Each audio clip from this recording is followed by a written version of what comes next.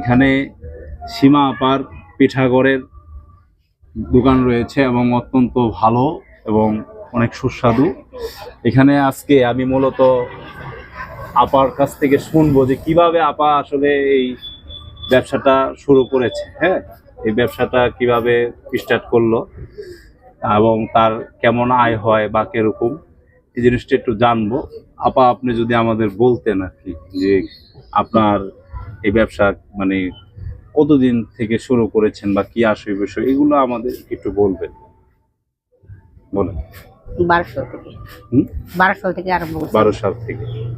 12 সাল থেকে যখন করলেন তখন কি মানুষ খুব বেশি আসতো? হ্যাঁ, মোটামুটি। তো আপনি মানে এই ব্যবসা করে মানে আপনার কি মানে উন্নতি, মানে কোনো লস বা লাভ আমার সাথে যদি একটু শেয়ার করতেন তাহলে হয়তো বা আমি জানতাম। ইনশাআল্লাহ ভালো হয়। ভালো হয় না? যাক, আল্লাহর রহমতে আপনার ব্যবসা ভালো হয় শুনে খুশি হলাম। এখানে আসলে আপনি এই আপনাদের দোকানটা কয়টা থেকে আসলে মানে বেশি জমজমাট হয় বা কয়টা থেকে আমাকে একটু আপনি আপনার মতো করে বলেন। আমরা 10টা থেকে খুলি, রাত 1টা 1:30 পর্যন্ত ভালো জমজম হয়। আচ্ছা আচ্ছা।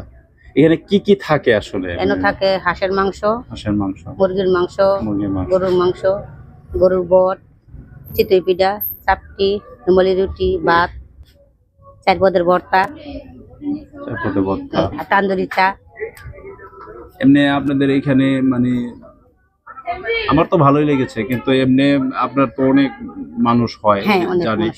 এখন এই মানে আপনার পরিষ্কার পরিচ্ছন্ন জিনিসটা ভালো লাগে অত্যন্ত। তো মানে আপনার মানে এখন তো কোনো সমস্যা হচ্ছে না? মানে হচ্ছে না।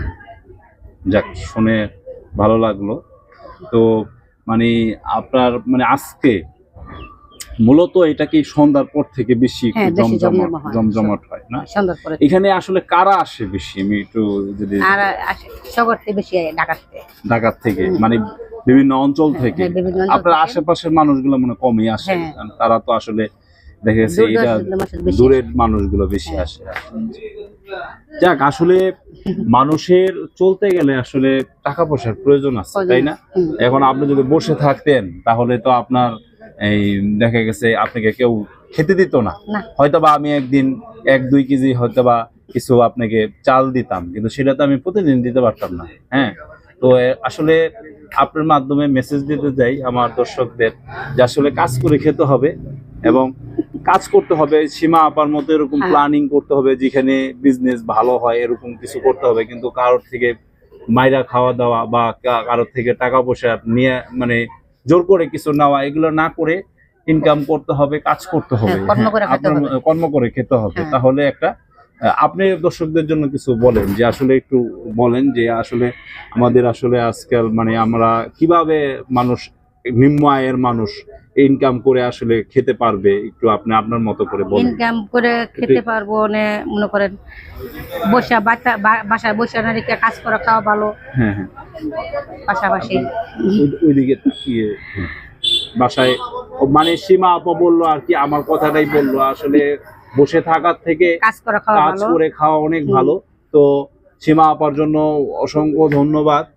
আসলে আমি হচ্ছে একজন পেশায় হচ্ছে শিক্ষক, তো আমি আমার অবসর সময়ে ছুটির সময়ে এসেছি এখানে। সীমা আপার এখানে অত্যন্ত ভালো মানুষ, তার সাথে কথা বলে ভালো লাগলো। আপনাকে ধন্যবাদ জানিয়ে আমি শেষ করছি।